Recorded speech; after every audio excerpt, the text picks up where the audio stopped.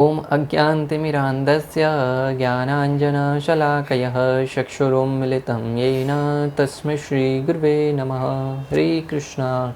आज गीता श्रृंखला के सत्र क्रमांक 286 में आप सभी भक्तों का हार्दिक स्वागत है। आज हम श्रीमद् भगवद गीता के 8वें अध्याय के जो कि है भगवत प्राप्ति श्लोक क्रमांक 18 का अध्ययन करेंगे। आइए, श्लोक इस प्रकार है। अव्यक्ताद्व्यक्तयः सर्वाः प्रभवन्त्यहरागमे रात्र्यागमे प्रलयन्ते तत्र एव अव्यक्त संज्ञके। अर्थात ब्रह्मा के दिन के शुभारंभ में सारे जीव अव्यक्त अवस्था से व्यक्त होते हैं और फिर जब रात्रि आती है तो पुनः अव्यक्त में विलीन हो जाते हैं।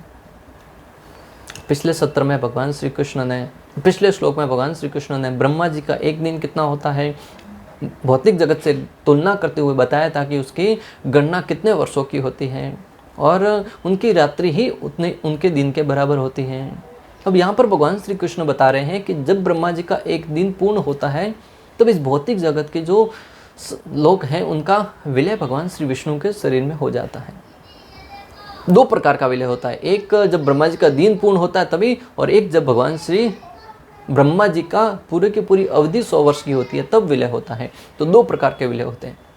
ब्रह्मा जी के जीवन के बारे में वर्णन करके भगवान श्री कृष्ण हमें यहाँ पर सिखाना चाह रहे हैं, हमें निर्देश देना चाह रहे हैं अर्जुन के माध्यम से कि इस भौतिक जगत का जीव साधारणतः इस जगत के लिए 100 वर्ष आयु निर्धारित की गई है। उसमें से भी आज हम 50 वर्ष 60 वर्ष 70 वर्ष भी अगर स्वस्थ तरीके से जी लिए तो बहुत बड़ी बात है। उसमें भी हम गर्व से सीना चौड़ा करके चलते हैं, साधारण लोगों को गिनते तक नहीं है।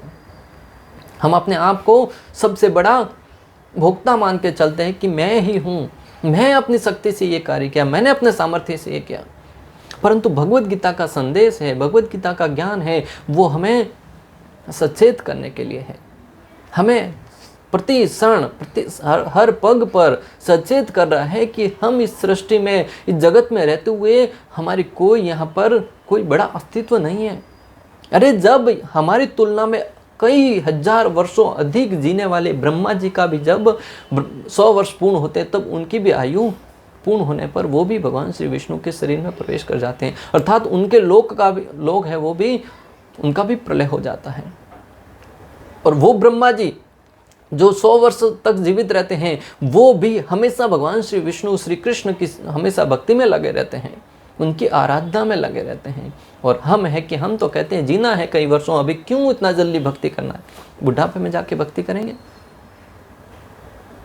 तो हमें संदेश देने के लिए, दिव्य शिक्षा देने के लिए कि हम इन श्लोकों से शिक्षा लेकर हम अपने जीवन में इनको अप्लाई करके हम समझ सके कि हम इस सृष्टि में नगण्य है, किसी भी क्षण हमारी मृत्यु हो सकती है और उस मृत्यु के लिए भी हमें हमेशा तैयार रहना होगा भक्तों।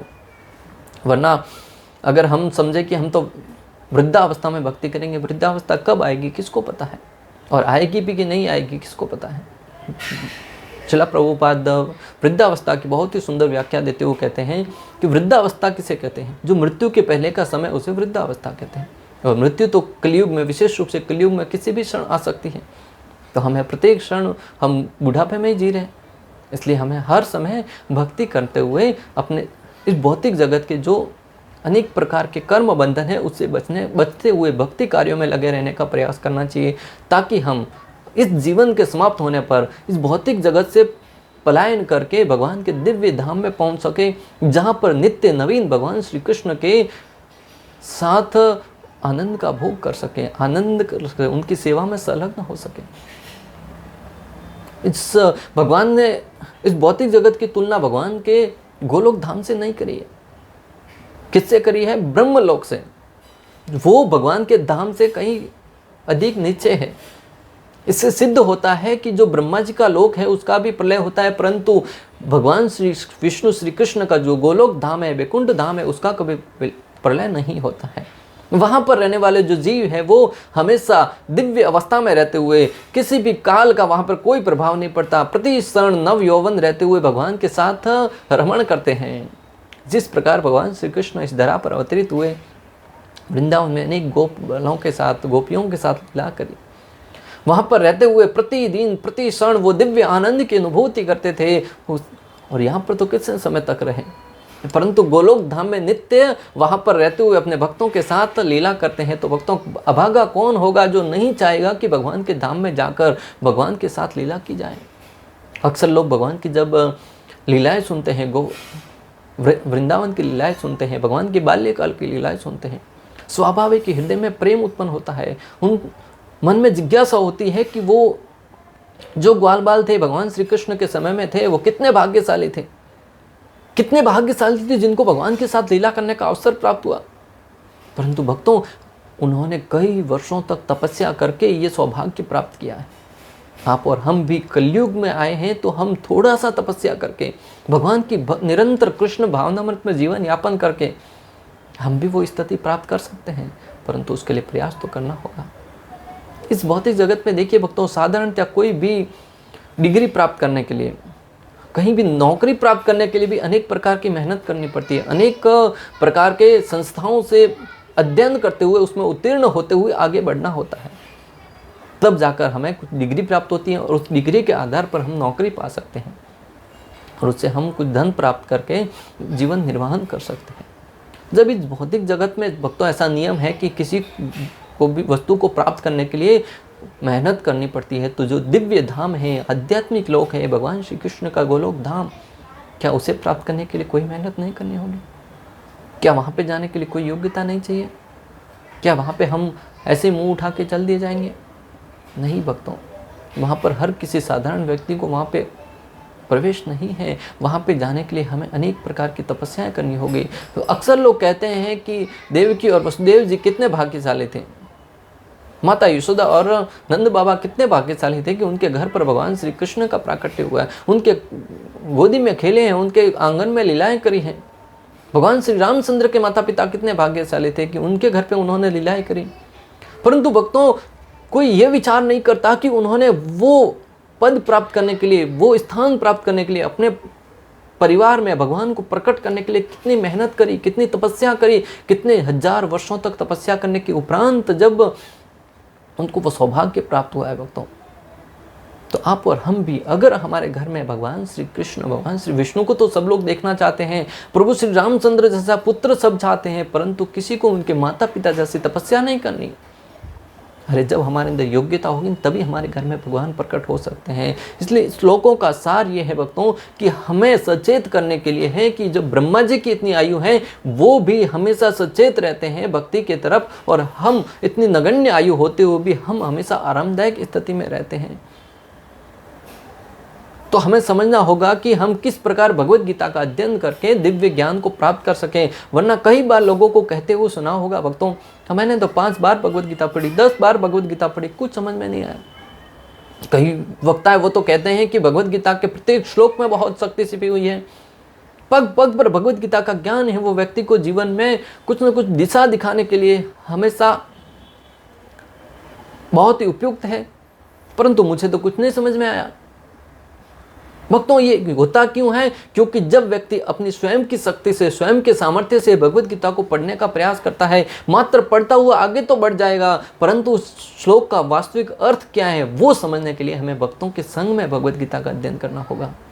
इसलिए तो आचार्यगण कहते हैं कि दिव्य शास्त्र है, विशेष रूप से भगवत गीता का अध्ययन हमें जो प्रमाणिक भक्त हैं उनके मार्गदर्शन में ही पढ़ना होगा। अरे पूरी भगवत गीता तो छोड़ो भक्तों, प्रत्येक श्लोक को भी छोड़ दो, एक एक शब्द में इतनी महाकाय शक्ति है कि वो एक शब्द ही आपके जीवन को पूर्ण रूप से परिवर्तित कर देगा।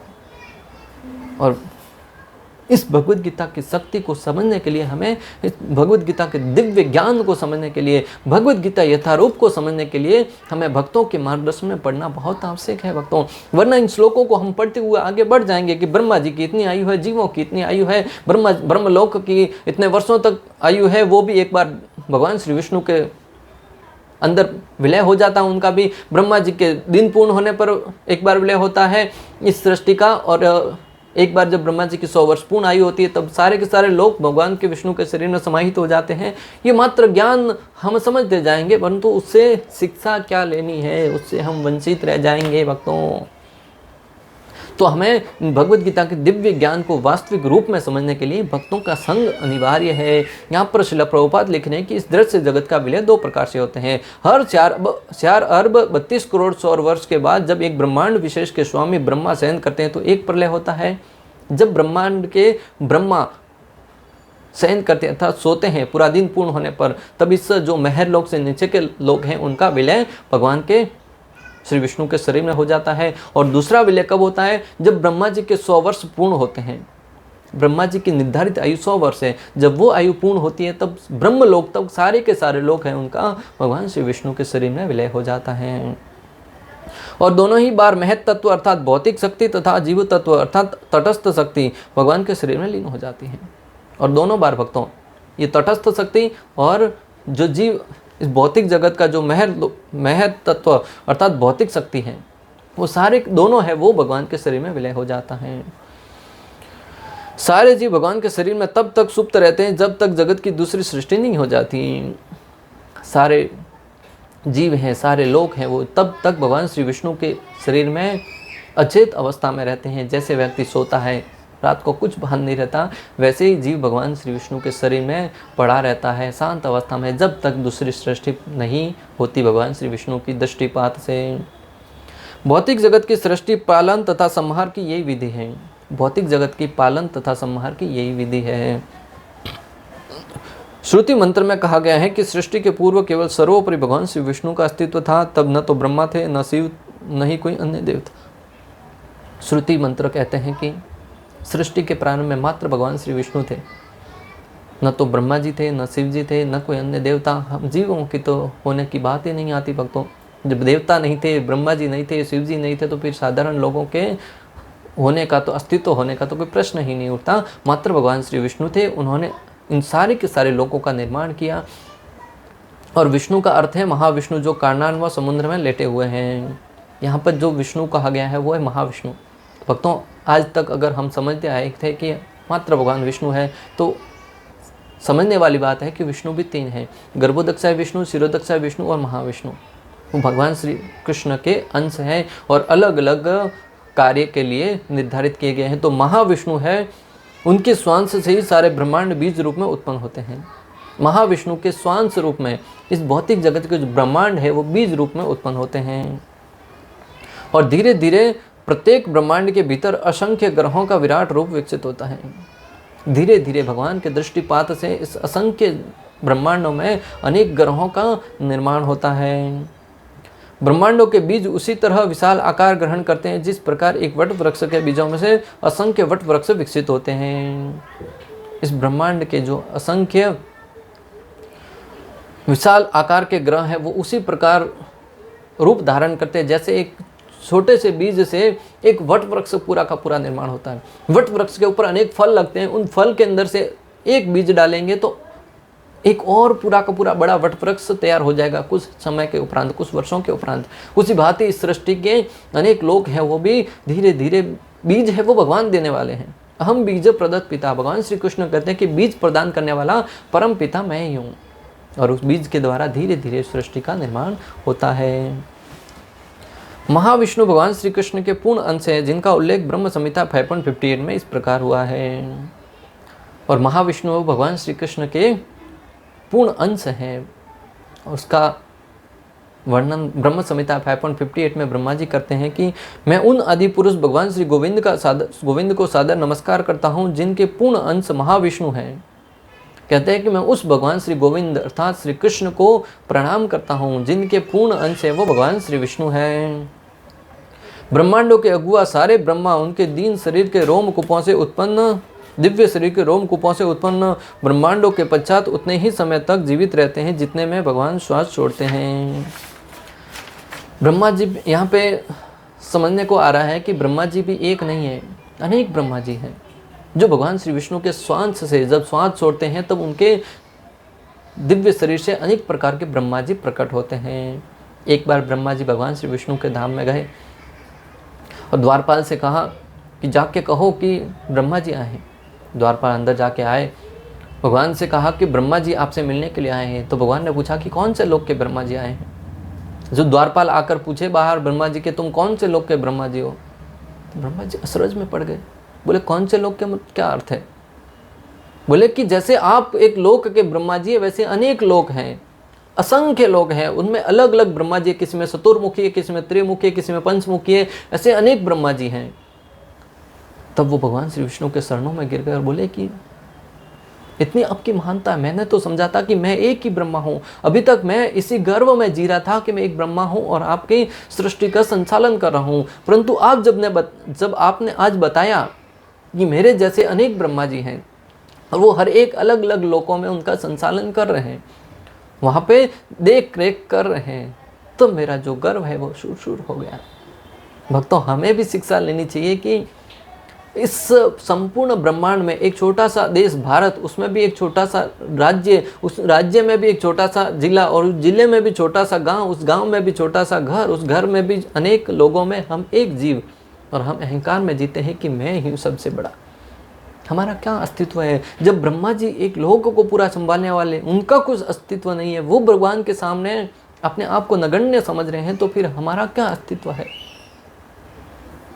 इसलिए हमें शिक्षा लेते हुए हमें भगवान श्री कृष्ण की सर्वशक्तिमता को, उनके विशालकाय स्थिति को, उनके सर्व जगत में स्थित इतनी शक्तिमान होने के अस्तित्व को स्वीकार करते हुए उनकी भक्ति में संलग्न होना चाहिए। भक्तों, ये न के न प्रकारेण अपने दिव्य वाणी के द्वारा, अपने शरीर के एक एक अंग के द्वारा भक्ति की सेवा में संलग्न होना चाहिए। यही हमारे जीवन की सार्थकता है। महाविष्णु के शरीर में जीवों का प्रवेश ब्रह्मा के 100 वर्ष के बाद स्वतः हो जाता है। महाविष्णु के शरीर में, भगवान श्री विष्णु के शरीर में ब्रह्मा जी के 100 वर्ष पूर्ण होने पर जीवों का विलय है वो स्वतः ही हो जाता है। लेकिन इसका अर्थ यह नहीं है कि व्यक्तिगत जीव अपनी सत्ता पहचान खो देता है, परंतु शिक्षा लेने वाली बात है। भक्तों, जो लोग सोचते हैं कि हम भगवान के अस्तित्व में समाहित होकर हमारा अस्तित्व समाप्त कर देंगे, उनके लिए यहाँ पे पुनः आगाह किया जा रहा है कि इसका अर्थ ये नहीं कि हमारा अस्तित्व समाप्त हो जाएगा। आगे क्या लिखते हैं?